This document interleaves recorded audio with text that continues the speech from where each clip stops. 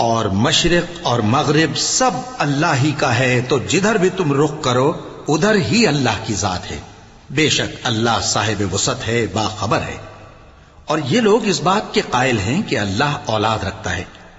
نہیں، وہ پاک ہے، بلکہ جو کچھ آسمانوں اور زمین میں ہے سب اسی کا ہے اور سب اس کے فرما بردار ہیں۔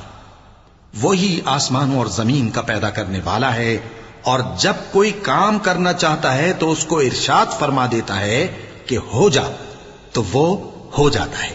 ہاں، کیوں نہیں؟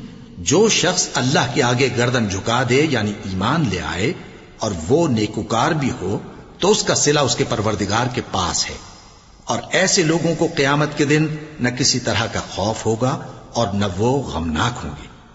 مسلمانوں، کہو کہ ہم اللہ پر ایمان لائے اور جو کتاب ہم پر اتری اس پر، اور جو صحیفے ابراہیم اور اسماعیل اور اسحاق اور یعقوب اور ان کی اولاد پر نازل ہوئے ان پر، اور جو کتابیں موسیٰ اور عیسیٰ کو عطا ہوئیں ان پر، اور جو دوسرے پیغمبروں کو ان کے پروردگار کی طرف سے ملی ان پر، سب پر ایمان لائے۔ ہم ان پیغمبروں میں سے کسی میں کچھ فرق نہیں کرتے، اور ہم اسی معبود واحد کے فرما بردار ہیں۔ اور اس سے بڑھ کر ظالم کون جو اللہ کی مسجدوں میں اللہ کے نام کا ذکر کیے جانے کو منع کرے اور ان کی ویرانی کے لیے کوشش کرے۔ ان لوگوں کو کچھ حق نہیں کہ ان مسجدوں میں داخل ہوں مگر ڈرتے ہوئے۔ ان کے لیے دنیا میں رسوائی ہے اور آخرت میں بڑا عذاب۔ اور یہودی اور عیسائی کہتے ہیں کہ یہودی یا عیسائی ہو جاؤ تو سیدھے رستے لگ جاؤ گے۔ اے پیغمبر، ان سے کہہ دو نہیں، بلکہ ہم دین ابراہیم اختیار کیے ہوئے ہیں جو ایک اللہ کے ہو رہے تھے اور مشرکوں میں سے نہ تھے۔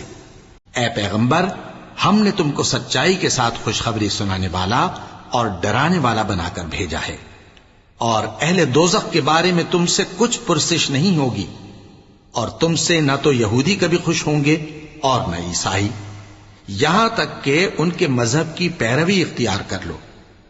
ان سے کہہ دو کہ اللہ کی ہدایت یعنی دین اسلام ہی ہدایت ہے، اور اے پیغمبر، اگر تم اپنے پاس علم یعنی وحی الہی کے آ جانے پر بھی ان کی خواہشوں پر چلو گے تو تم کو اللہ کی پکڑ سے بچانے والا نہ کوئی دوست ہوگا نہ کوئی مددگار۔